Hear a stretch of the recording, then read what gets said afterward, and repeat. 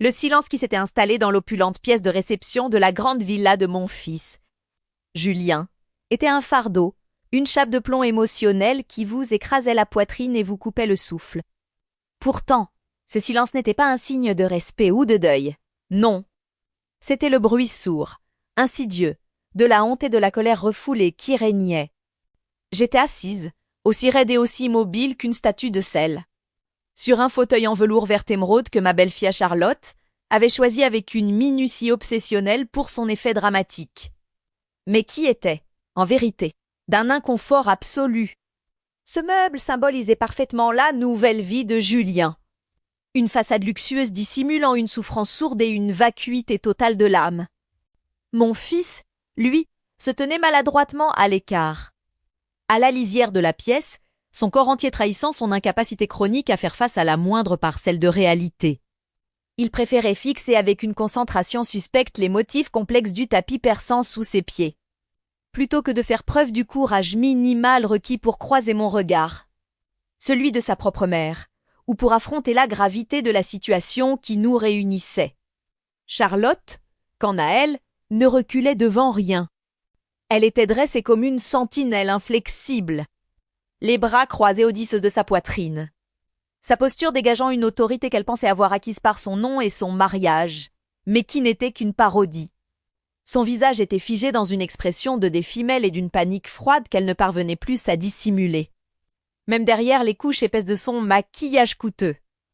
Quelques heures auparavant, l'horreur la plus pure et la plus dévastatrice avait frappé notre famille. Mon petit-fils, Lucas, 5 ans, l'unique. L'incomparable raison pour laquelle j'avais toléré la tyrannie et la cruauté de Charlotte, avait été transporté d'urgence à l'hôpital, son petit corps luttant désespérément pour chaque respiration. Le diagnostic des médecins était sans appel. Aussi terrifiant que précisait une crise d'asthme sévère, potentiellement mortelle, directement provoquée par l'exposition prolongée à des moisissures toxiques dissimulées insidieusement derrière les murs de cette maison. Cette villa, ce lieu que mon mari, François, avait conçu et bâti avec amour comme un havre de paix familiale et un héritage pour les générations, était devenu, sous la gestion vaniteuse et négligente de Charlotte, un foyer d'insalubrité mortelle et un piège pour la santé de mon petit-fils. La cruauté de Charlotte, cette femme sans âme qui avait orchestré mon expulsion méthodique de la maison de mon mari, ne connaissait aucune limite morale, alors même que Lucas se battait entre la vie et la mort à l'urgence. Elle avait trouvé la force de me rejeter l'entière responsabilité de la catastrophe. C'est entièrement et absolument de ta faute, Clémence, m'avait-elle craché, ses mains serrées en poing, ses faux ongles manucures et presque blancs sous la pression de la haine. Tu as laissé cette maison se dégrader avant mon arrivée. Ta vieille cuisine sentait le moisi, le passé, le pauvre. Tu es la source de tous nos problèmes. Tu as même, je suis certaine, essayé de nous rendre malades pour que Julien te renvoie ici et te donne la maison. Elle était en pleine crise d'hystérie contrôlée, incapable d'admettre, ne serait-ce qu'une seconde, que sa propre négligence structurelle et sa vanité criminelle étaient la cause unique de la maladie de son propre enfant. Je suis la veuve de François, l'homme qui avait bâti une petite fortune dans l'immobilier à la force de ses poignets. Un homme dont l'honneur, la probité et le respect du travail acharné étaient ses plus grands et inestimables héritages. C'est lui qui avait acquis cette magnifique demeure, que Charlotte appelait orgueilleusement et ironiquement le château, pour qu'elle serve de lieu de rassemblement, de base solide pour notre famille. Après la mort prématurée de François, Julien, mon fils, s'était marié avec Charlotte. Elle, issue d'un milieu social inférieur mais dotée d'une ambition féroce, avait immédiatement vu en moi, sa belle-mère, non pas une figure familiale à respecter, mais un obstacle encombrant, une relique embarrassante à écarter avant de pouvoir s'emparer de la totalité du patrimoine et de la position sociale qui s'y rattachait. Sa stratégie pour m'éloigner fut d'une froideur machiavélique. Elle a semé le doute et l'insécurité dans l'esprit faible et malléable de Julien, le convainquant que mon âge avancé m'avait rendu sénile, que ma présence constante était un poids financier et émotionnel, et que ma simplicité provinciale menaçait leur ascension dans la haute société qu'elle convoitait tant.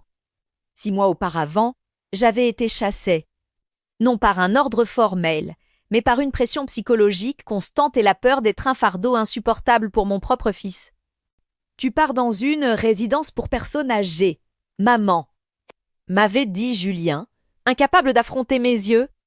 Charlotte a insisté, c'est pour ta sécurité et ton bien-être. Nous ne voulons pas que tu te fasses du mal ici. Le prétexte était la santé. La réalité était la cupidité, le désir de possession exclusive. J'avais obéi, le cœur déchiré par la trahison, m'exilant dans un studio exigu, loin de la chaleur de mon foyer. Surtout, loin de Lucas, mon unique raison de vivre. Mais la justice immanente, la vengeance que mon mari avait toujours cru voir triompher, ne vient pas du hasard des événements. Elle émane invariablement de la vérité. Et la vérité était en train de frapper à leur porte, littéralement et légalement. Le docteur Leclerc, le médecin de l'hôpital, un ami d'enfance de François et un homme d'une intégrité reconnue par toute la communauté médicale, m'avait contacté directement. Il était le seul, en dehors de la famille, à connaître l'état réel de la maison et l'histoire complexe du fonds d'entretien. « Clemency » m'avait-il dit par téléphone, sa voix vibrante de colère et de compassion. « Votre petit-fils est désormais hors de danger immédiat, mais cela s'est joué à un fil. La moisissure est la cause environnementale.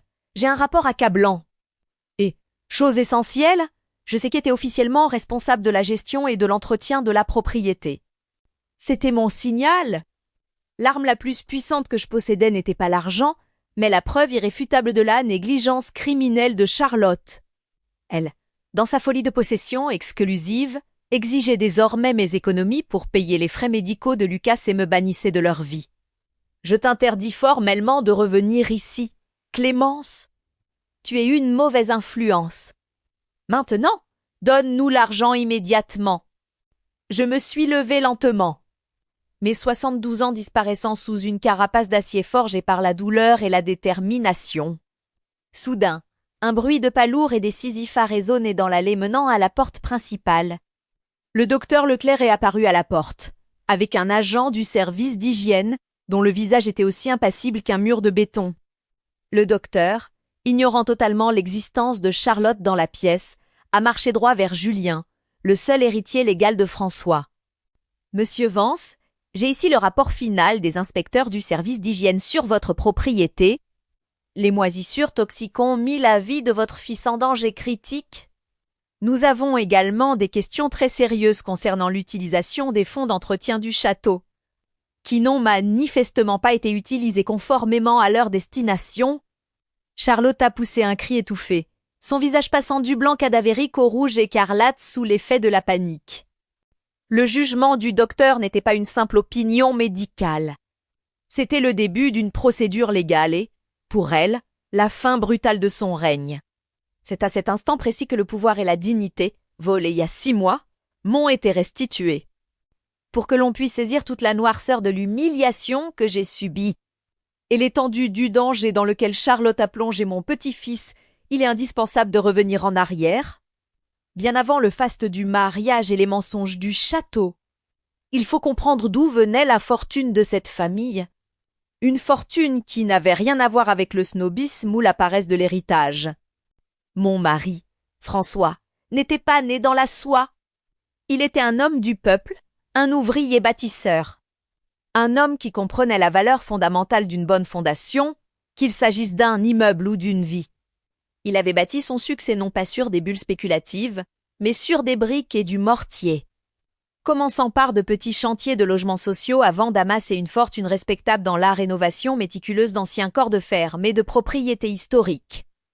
Notre richesse, notre aisance, sentait la sueur, l'huile de moteur et la terre fraîchement remuée. Elle portait en elle la marque de l'effort et de la probité. François avait acheté cette grande villa il y a plus de 30 ans. Bien avant que Charlotte ne vienne ni jeter son regard prédateur. Ce n'était pas un palais au sens aristocratique du terme, mais une demeure vaste et élégante, choisie délibérément pour son immense jardin. Ses grands arbres centenaires et ses nombreuses pièces, capables d'accueillir une famille nombreuse et bruyante. Cette maison, Clémence, m'avait-il dit le jour où nous avions signé les papiers, nos mains tremblantes de fierté et d'épuisement, est notre ancre. Elle ne doit jamais être vendue.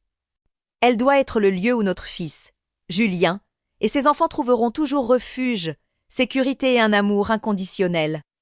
Pour lui, la maison était le symbole même de l'unité familiale. Un endroit où l'on devait pouvoir cuisiner de grands repas simples, maïs généreux et où les rires des enfants devaient résonner sans être jugés. Elle n'était en aucun cas destinée à devenir la vitrine froide et immaculée de l'arrogance et de la superficialité. Lorsque François est décédé, il y a 70 ans, il a pris des dispositions testamentaires claires. Il a légué la propriété à Julien, notre unique fils, mais avec une condition sine qua non. Une clause notariée inattaquable, j'avais le droit d'y résider. Avec toutes les commodités et le respect dû, jusqu'à mon dernier souffle. C'était sa manière à lui, d'ouvrier devenu homme d'affaires, de me protéger des aléas de l'avenir et de l'ingratitude potentielle de notre fils. Il avait également constitué un fonds d'entretien annuel substantiel, administré par Julien, mais dont la seule et unique fonction était d'assurer la santé structurelle de la vieille maison, son toit, ses fondations et ses systèmes de ventilation, des éléments vitaux mais invisibles à l'œil non averti. Julien, notre fils, était un bon garçon de nature, mais il manquait cruellement de la force de caractère et de la vision de son père. Il avait grandi dans l'aisance sans jamais avoir à se battre, et il cherchait systématiquement la voie de la moindre résistance. C'est dans cette vulnérabilité qu'il a rencontré Charlotte, peu de temps après le décès de François. Elle venait d'un milieu social moins fortuné mais était dotée d'une ambition sociale démesurée et d'une soif de reconnaissance presque maladive. Lorsque Charlotte a posé les yeux sur Julien, elle n'a pas vu l'homme. Elle a vu le nom de Vence, l'épaisseur du compte en banque, la position sociale potentielle et, surtout, elle a vu la grandeur du château. Elle a compris instantanément que la clé de cette richesse passait par Julien. Elle l'a séduit avec une fausse douceur étudiée et une flatterie constante. Et le mariage fut célébré 6 mois plus tard, avec une rapidité qui m'avait inquiété. Le véritable conflit, la guerre psychologique sournoise, a commencé le jour même de son emménagement. J'avais mes habitudes de vieille femme de la tradition française. Transmises par ma mère et consolidées par mon mariage avec un homme pragmatique, le culte du respect des objets. L'amour des meubles qui ont une histoire, et la pratique des grandes cuisines faites maison. Charlotte, elle, exigeait le moderne à tout prix, l'épurée jusqu'à la vacuité, et surtout, l'effacement de mon existence. Elle a commencé par la cuisine, le cœur du foyer. C'était mon sanctuaire personnel, rempli de mes vieilles casseroles en cuivre hérité, de mon fourneau à bois qui réchauffait l'âme. C'était une cuisine rustique, toujours saturée de l'odeur réconfortante du bouillon, de légumes mijotés et du pain frais qui levait. Pour Charlotte, ce lieu sacré était une horreur esthétique. Et, pire encore, il était insalubre. Clémency, m'avait-elle asséné avec un sourire condescendant qui n'atteignait jamais ses yeux. Cette cuisine est une honte sociale. Les odeurs de ta vieille cuisine imprègnent toute la maison et nuisent à l'image de Julien. Nous allons la refaire entièrement, la rendre à plus hygiénique, plus stérile. Elle a fait démolir mon sanctuaire et installer une cuisine ultramoderne, d'un blanc clinique, froide et entièrement dépourvue d'âme. À partir de ce jour, on n'y a plus jamais cuisiné de vrais repas.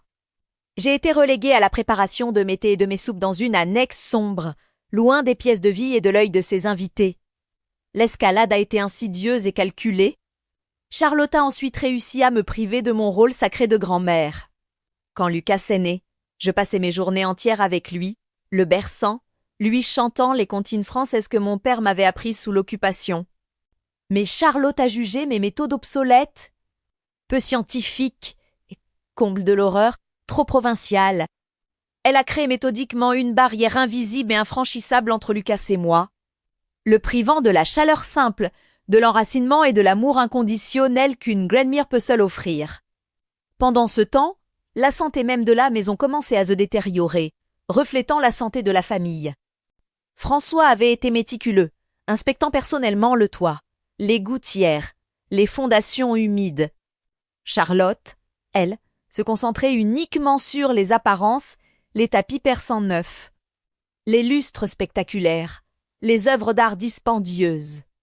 Elle refusait obstinément d'investir dans l'entretien structurel et invisible, le jugeant coûteux et sans prestige. C'est ainsi que l'humidité, que François avait combattu toute sa vie, a repris ses droits. Des taches sombres, signe précurseur de la moisissure, commençaient à ronger les zones moins visibles, derrière les armoires encastrées et sous le papier peint neuf. L'odeur de terre et de renfermé, masquée par les diffuseurs de parfums d'ambiance hors de prix, était l'odeur de la négligence et de la maladie qui s'installait silencieusement. Cette même négligence allait bientôt se transformer en menace pour la vie de Lucas. Mon isolement dans le château est devenu total. Après la destruction de ma cuisine et l'interdiction d'approche chez Lucas sans surveillance, j'étais devenue une prisonnière dans ce que François avait voulu être mon refuge. Charlotte avait réussi à effacer toutes les traces de mon existence. La seule chose qui la préoccupait était l'argent. Elle avait découvert l'existence du fonds d'entretien annuel que François avait méticuleusement créé. Pour elle, cet argent n'était qu'une autre réserve à exploiter pour financer son train de vie extravagant. François, dans sa sagesse de bâtisseur, avait inclus dans le fonds une clause prévoyant la réfection de la toiture tous les 15 ans et la vérification des canalisations souterraines tous les 5 ans. Il y avait plus de 100 000 € réservés pour ces travaux vitaux. Mais Charlotte, obsédée par la nécessité d'acheter un nouveau cabriolet de sport pour Julien et d'organiser une réception tapas, l'œil pour l'anniversaire de ses amies mondaines, a puisé dans cette réserve sans scrupule. Elle jugeait cet entretien invisible comme une dépense inutile, préférant investir dans des actifs visibles qui rehaussaient son statut social. C'est cette négligence financière et structurelle qui a scellé mon expulsion et mis la vie de Lucas en danger. L'argent destiné à la réparation du toit est parti dans la voiture de Julien. Les infiltrations, d'abord légères, sont devenues chroniques. L'eau s'effrayait un chemin à travers les vieilles pierres, s'infiltrant derrière les nouveaux lambris de plâtre que Charlotte avait fait installer pour moderniser les pièces. La moisissouli, cette moisissure que François aurait combattue avec acharnement, s'installait silencieusement. Elle a commencé dans le grenier, puis s'est propagée dans les murs intérieurs de la partie ancienne de la maison. C'est là où se trouvait la chambre de Lucas. La chambre de mon pellifil sous sa couche de peinture fraîche et ses meubles design était en réalité une incubatrice toxique. Pendant ce temps, Charlotte a accéléré son plan pour mon expulsion. Elle a commencé à se plaindre ouvertement à Julien de la mauvaise odeur qui, disait-elle, émanait de ma petite annexe. Ironiquement, c'était l'odeur du moisi qui imprégnait les murs, mais elle l'a rejetée sur moi, la vieille femme. Elle a inventé des histoires de chutes nocturnes et de perte de mémoire soudaine, allant jusqu'à simuler une conversation téléphonique avec un spécialiste pour démontrer à Julien que j'étais un danger pour moi-même. « Maman ?» m'a dit Julien un matin, sa voix pleine de malaise et de culpabilité masquée. « Le docteur a dit que tu devrais avoir un environnement plus adapté. Tu as laissé le gaz ouvert hier soir. Tu es trop distraite. Tu ne peux plus vivre seule ici. » C'était un mensonge éhonté, orchestré par Charlotte. Le docteur Leclerc, notre ami, n'avait jamais rien dit de téléphone. Mais Julien, incapable de contredire sa femme, préférait croire à cette fiction qui lui donnait une excuse morale pour me trahir. L'expulsion fut rapide et douloureuse. Elle a pris le prétexte de ma mauvaise santé pour me priver de mon droit testamentaire de rester. J'ai été reléguée dans un petit studio en périphérie, loin de la ville, loin de mes repères, et, pire que tout, loin de Lucas dès mon départ. Charlotte a ignoré les quelques avertissements de l'ancien jardinier de François concernant l'humidité. Elle a continué sa vie de luxe, organisant des fêtes ostentatoires dans le château, tandis que, derrière les murs fraîchement repeints, le poison s'infiltrait. La maladie de Lucas a commencé peu après mon départ. Au début, c'était une toux sèche, puis des irritations. Charlotte attribuait cela à une mauvaise école maternelle ou à un virus tenace. Elle ne voulait pas voir la vérité, la cause était dans les murs de sa propre maison. Le docteur Leclerc, cependant, ne m'avait jamais oublié. Il avait vu ma détresse et savait que Julien était faible. Quand Lucas a été admis à l'hôpital pour la crise d'asthme, le docteur Leclerc a compris que la cause était environnementale. Il connaissait l'histoire de la maison et le manque d'entretien. Il savait qu'en me chassant, Charlotte avait signé son propre arrêt de mort morale. Le docteur Leclerc, agissant comme un véritable ami de François et un protecteur de Lucas, a ordonné une analyse d'air dans le château sans avertir Charlotte. Les résultats ont confirmé ses pires craintes une prolifération de Stachybotrys chartarum, une moisissure noire très toxique. C'était la preuve irréfutable de la négligence criminelle de Charlotte, une négligence qui avait failli coûter la vie à mon petit-fils. C'est à ce moment là qu'il m'a appelé, me donnant l'occasion de revenir au château, non pas comme la mère âgée et chassée, mais comme l'autorité morale et légale. La négligence de Charlotte était le cadeau de François pour ma réhabilitation. Le moment où le docteur Leclerc et l'agent d'hygiène ont franchi le seuil du château fut le moment où l'univers de Charlotte s'est effondré. Elle était préparée à affronter ma colère de mère et même la tristesse de Julien. Mais elle n'était absolument pas préparée à affronter l'autorité et la rigueur de l'État. Surtout lorsque ces autorités étaient menées par un homme de l'envergure morale du docteur Leclerc. Mon fils, Julien, ne comprenait toujours pas l'ampleur de la catastrophe, mais il sentait le poids de la menace. Le docteur Leclerc, sa voix pleine de la gravité d'un homme qui a failli perdre un patient, a ignoré le bégaiement hystérique de Charlotte qui tentait de le chasser de la maison. Il s'est adressé directement à Julien, le propriétaire légal. « Monsieur Vance, je dois être catégorique. Votre fils a été victime d'une crise d'asthme sévère, potentiellement fatale. La cause n'est pas accidentelle, mais environnementale. Et plus spécifiquement, la présence de moisissures noires toxiques char dans les structures de cette maison, due à des infiltrations non traitées. J'ai ici le rapport du service d'hygiène. Il a tendu à Julien un dossier épais, non pas un simple papier, mais un document officiel, scellé et numéroté, rempli de photos haute résolution montrant les murs noircis et la prolifération fongique derrière les lambris neufs et coûteux. Julien a pris le dossier machinalement. Au début, il a regardé les photos avec un air de confusion, comme s'il s'agissait d'un document étranger. Puis, les mots toxiques, danger de mort et les clichés de l'horreur dissimulés ont commencé à pénétrer sa conscience. Il a regardé les photos prises dans la chambre de Lucas, des échantillons prélevés dans la moquette et les murs, et une vague de nausée a envahi son visage. Il ne lisait plus des termes techniques, mais l'acte d'accusation de sa propre négligence, mais surtout de celle de Charlotte. Charlotte, réalisant que le jeu était terminé, a tenté une dernière manœuvre désespérée. Elle s'est jetée sur Julien, essayant d'arracher le rapport de ses mains. Ce sont des mensonges, Julien. Ils ont été manipulés par Clémence. Elle est jalouse. Elle veut te voler la maison. C'est une vieille femme qui fait des complots. C'est là que le docteur Leclerc a livré le coup de grâce, calmement, mais avec une précision chirurgicale.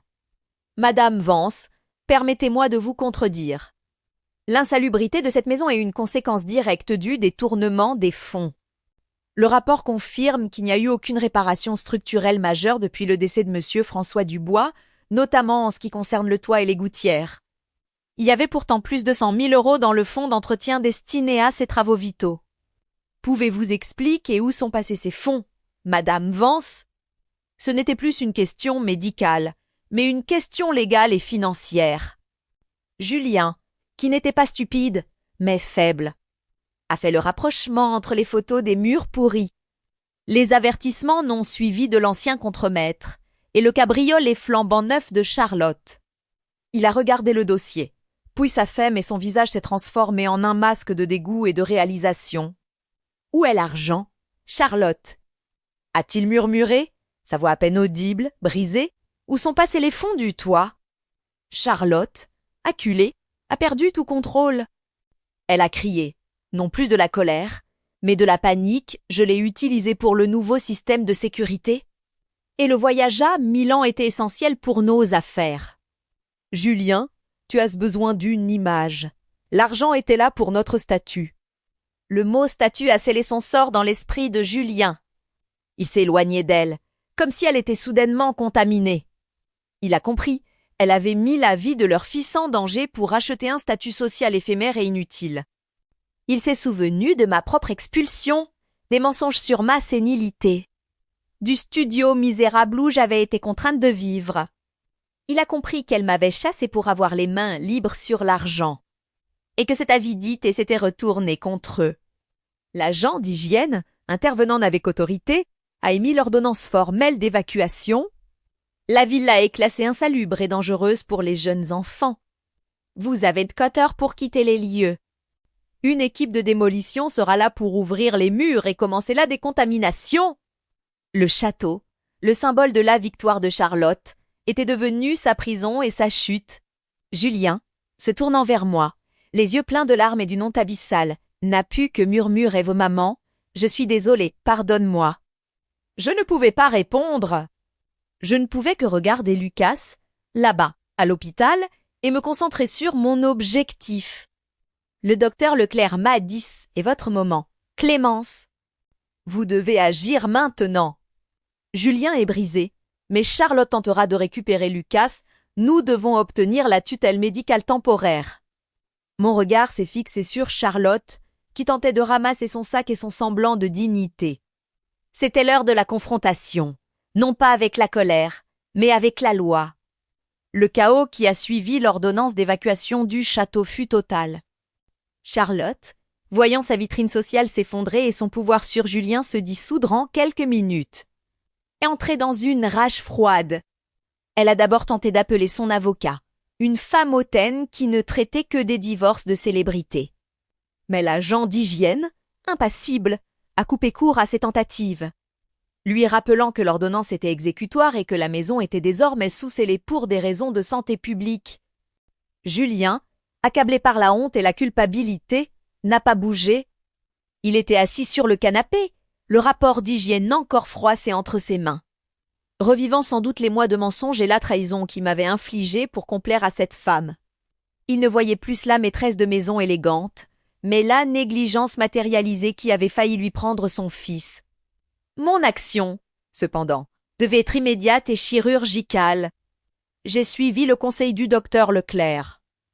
Alors que Charlotte tentait de sauver ses bijoux et ses vêtements de marque avant que l'accès ne soit définitivement bloqué, nous avons agi. Le docteur Leclerc avait déjà contacté un avocat spécialisé en droit de la famille, un homme intégré de confiance qu'il connaissait de ses années de pratique. Quelques heures plus tard, nous étions devant le juge des affaires familiales, demandant la tutelle médicale et temporaire de Lucas. L'argument était irréfutable.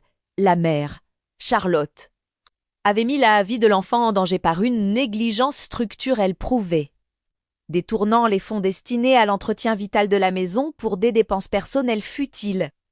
Le père, Julien, n'avait pas protégé l'enfant, ayant été manipulé par son épouse jusqu'à ignorer l'insalubrité de son propre foyer et l'expulsion injustifiée de sa propre mère. Le docteur Leclerc a témoigné, sa réputation de clinicien pesant lourdement sur la balance. Il a décrit la crise d'asthme de Lucas, les analyses de l'air de la chambre et le danger chronique qu'aurait représenté un retour au château. Face à de telles preuves, le juge a tranché rapidement. La sentence est tombée comme un couperet. La garde physique de Lucas était temporairement retirée à Charlotte et confiée à l'autorité la plus stable et la moins coupable, la grand-mère, Clémence. De plus, le juge a ordonné le gel immédiat du reste des avoirs de la succession de François, y compris le compte d'entretien, et a nommé un administrateur judiciaire pour superviser la rénovation du château, garantissant que les travaux seraient faits pour la sécurité de Lucas quand nous sommes sortis du tribunal. L'avocat nous a informé que Charlotte avait été notifiée de la décision. C'était la défaite la plus totale qu'elle pouvait subir.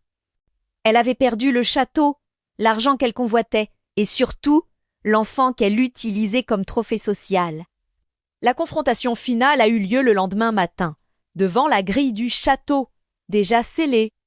Charlotte était là, désespérée, ses valises posées sur le trottoir, elle m'attendait. « Tu as gagné, la vieille !» a-t-elle hurlé, son visage déformé par la rage, toute trace d'élégance disparue. « Tu as manipulé ce médecin, tu as volé mon fils !» Je me suis approchée d'elle, sans peur. Derrière moi se tenait l'avocat, le docteur Leclerc et Julien, qui, pour une fois, me soutenaient du regard. « Je n'ai pas volé ton fils, Charlotte. » Et je dis, ma voix calme, mais tranchante. « J'ai sauvé mon Péfirs de ta vanité. Tu m'as chassé de cette maison pour de faux motifs de santé, alors que tu la rendais toxique pour ton propre enfant par cupidité. J'ai sorti une copie du rapport d'hygiène et je l'ai tenu devant elle. Ce document, Charlotte, est ton jugement.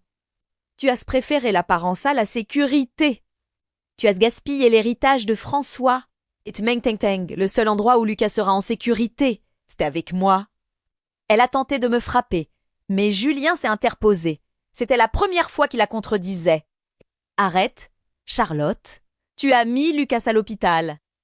Maman n'a raison. Ce moment fut le vrai climax. Julien avait enfin choisi son fils et la vérité, au lieu du mensonge et de l'arrogance de sa femme. La défaite de Charlotte était légale, morale et émotionnelle. J'ai tourné le dos à Charlotte, qui s'est effondrée sur ses valises, vaincue. Mon regard s'est porté sur Julien. Tu as une chance, Julien. Répare la maison de ton père et gagne le droit de revoir Lucas, mais d'abord, viens avec moi à l'hôpital. Il a besoin de sa grand-mère. La défaite légale de Charlotte devant le juge des affaires familiales fut le début d'une ère de nettoyage, au sens propre comme au sens figuré. Mon premier acte fut de me rendre à l'hôpital. J'y suis allée non pas seule, mais accompagnée de Julien. Il m'a regardée, ses yeux remplis d'une angoisse sincère et d'une demande de pardon muette. Tout à ce raison que maman, j'ai été un lâche. A-t-il avoué, sa voix se brisant. Il ne cherchait plus d'excuses, il cherchait simplement la rédemption. Devant le lit de Lucas, le soulagement m'a submergé. Mon petit-fils était fragile, mais en voie de guérison.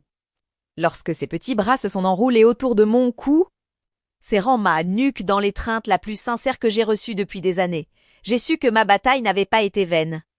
Il était en sécurité, et l'amour que Charlotte avait tenté d'étouffer entre nous renaissait, plus fort et plus vital que jamais. Le docteur Leclerc, en véritable allié, a organisé un lieu de convalescence temporaire pour Lucas, un petit chalet en montagne. Loin de toute humidité urbaine, le temps que le château soit assaini. J'ai emménagé immédiatement avec Lucas, retrouvant mon rôle essentiel de grand-mère nourricière et protectrice. Pendant ce temps, l'administrateur judiciaire, désigné par le juge, a pris le contrôle total du patrimoine de François et a géré la démolition et la rénovation du château. L'ampleur des dégâts a dépassé nos craintes initiales. Les murs intérieurs de la chambre de Lucas étaient totalement infestés. Le toit nécessitait une réfection complète. L'argent que Charlotte avait dilapidé pour un cabriolet et des réceptions futiles aurait suffi à prévenir cette catastrophe. Julien, privé de l'argent de la succession et du luxe qui masquait sa faiblesse, a dû faire face à la réalité financière. Il a été contraint de prendre un travail pour subvenir à ses propres besoins et pour prouver au juge qu'il était capable d'assumer ses responsabilités. Il a trouvé un poste modeste, loin du prestige qu'il avait connu. La perte du château et de la gare de Lucas l'avait ramené à une humilité qu'il n'avait jamais connue. Le sort de Charlotte fut rapide et sans appel. Elle a perdu son accès au compte bancaire. Elle ne pouvait plus utiliser la villa, qui était un chantier insalubre. Ses amis, la haute société qu'elle avait tant cherché à impressionner, l'ont abandonnée dès que les rumeurs de son incompétence financière et de la négligence criminelle envers son enfant ont circulé. Le snobisme n'aime pas l'odeur du moisi et du scandale. Elle a été obligée de vendre ce qui lui restait, ses bijoux de marque, ses vêtements coûteux, les objets futiles qui avaient remplacé l'entretien de la maison. Elle a tenté de se réfugier chez ses parents, mais ces derniers, effrayés par l'ampleur du scandale et la menace légale, lui ont fermé leurs portes. La dernière fois que j'ai entendu parler d'elle, elle vivait dans un petit appartement, seule, obligée de travailler dans un emploi subalterne pour survivre. La justice avait été rendue. La déchéance de Charlotte n'était pas un acte de ma vengeance, mais la conséquence directe de sa propre avidité et de son mépris pour la vie et l'intégrité de la famille. Elle avait cru que l'argent de François lui achetait l'impunité. Elle a appris que la vie et la moisissure toxique ne font pas de distinction sociale. J'ai passé les mois suivants avec Lucas dans le chalet. Le soignant n'avait que des bouillons et des histoires, restaurant le lien brisé. Julien venait nous voir tous les week-ends, travaillant dur pour prouver sa valeur. Il apprenait à être un père, pas seulement un héritier. Le château, assaini et rénové, était prêt à nous accueillir à nouveau. L'administrateur judiciaire avait fait un travail remarquable, utilisant le reste des fonds d'entretien comme François l'avait toujours voulu. Mais cette fois, la maison n'était plus un symbole de richesse, mais de résilience. 6 mois se sont écoulés depuis le jugement du docteur Leclerc et l'expulsion de Charlotte. Ces mois passés avec Lucas dans le calme du chalet de montagne ont été une véritable bénédiction, une période de renaissance pour nous deux. Lucas a retrouvé sa santé, sa respiration est claire et ses rires résonnent à nouveau. Sans être étouffé par la menace toxique, j'ai retrouvé ma place essentielle, celle de la grand-mère aimante. Et j'ai réparé l'interruption que Charlotte avait imposée à notre lien sacré. J'ai enseigné à Lucas la valeur des choses simples, le goût du pain fraîchement cuit et l'importance du respect, des leçons qu'il n'aurait jamais apprises dans la stérilité prétentieuse du château. Pendant ce temps, Julien a continué son chemin vers la rédemption. Il a travaillé sans relâche à son poste modeste, et son salaire, aussi modeste soit-il, lui a donné une dignité qu'il avait perdue dans le luxe facile. Il venait nous voir chaque week-end, il ne s'excusait plus de façon grandiloquente. Il montrait son regret par ses actions. Il aidait à couper le bois, à préparer les repas. Il était en train de devenir l'homme que François, son père, avait toujours espéré qu'il serait un homme responsable, capable d'effort et d'humilité. Le jour de notre retour au château fut rempli d'émotions. La villa n'était plus la vitrine froide que Charlotte avait conçue. L'administrateur judiciaire avait non seulement éradiqué la moisissure et réparé la structure, mais il avait aussi, sur ma suggestion, restauré l'ancienne cuisine de François, la remettant dans son état d'origine, avec un fourneau à bois moderne et sain. C'était un symbole puissant. La maison avait été soignée, non pas pour l'apparence, mais pour la vie et la fonctionnalité. J'ai emménagé dans ma chambre, celle que François m'avait destinée, et Lucas a eu une nouvelle chambre, propre et saine. Le château est redevenu une maison, on loue 10 feuilles de cuisine et de rire. Je suis désormais la maîtresse de maison, gérant le quotidien et surtout, veillant à ce que l'entretien structurel soit ma priorité absolue. L'argent du fonds d'entretien est utilisé comme François l'avait voulu, garantissant la sécurité des lieux pour Lucas qu'en a Charlotte. Sa chute fut définitive. Elle a perdu la bataille finale contre Julien pour le divorce. Accablée par les preuves de détournement de fonds du fonds d'entretien et de négligence envers son enfant. Elle a quitté la région, son nom définitivement entaché. Elle a tout perdu, le statut, l'argent et l'accès à son fils. Elle a appris la dure leçon que les biens matériels, achetés au prix de l'intégrité, ne peuvent jamais garantir le bonheur ou le respect. Son arrogance l'avait rendue aveugle à la moisissure qui rongeait littéralement le fondement de sa vie. Julien, lui, a reçu une chance. Le juge lui a accordé un droit de visite encadré avec Lucas et une condition claire, il ne pourra récupérer la gestion de là. Maison que lorsqu'il aura prouvé sa maturité et sa stabilité financière sur une longue période. Il revient à la maison presque chaque jour. Il réapprend à cuisiner avec moi dans la vieille nouvelle cuisine.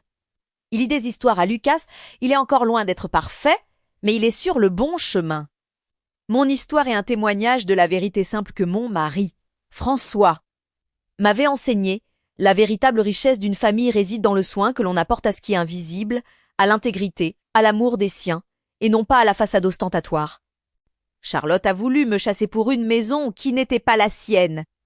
Elle a fini par se chasser elle-même de la vie de son fils, prouvant que la plus grande toxicité n'était pas dans les murs, mais dans son cœur. Je suis assise sur la véranda, regardant Lucas jouer dans le jardin immense, sous le regard attentif de Julien. Le vent frais balaie la propriété. La maison est saine. La justice a triomphé. J'ai retrouvé ma place, mon petit-fils. Et j'ai accompli le dernier vœu de mon mari, celui de protéger l'intégrité de notre foyer.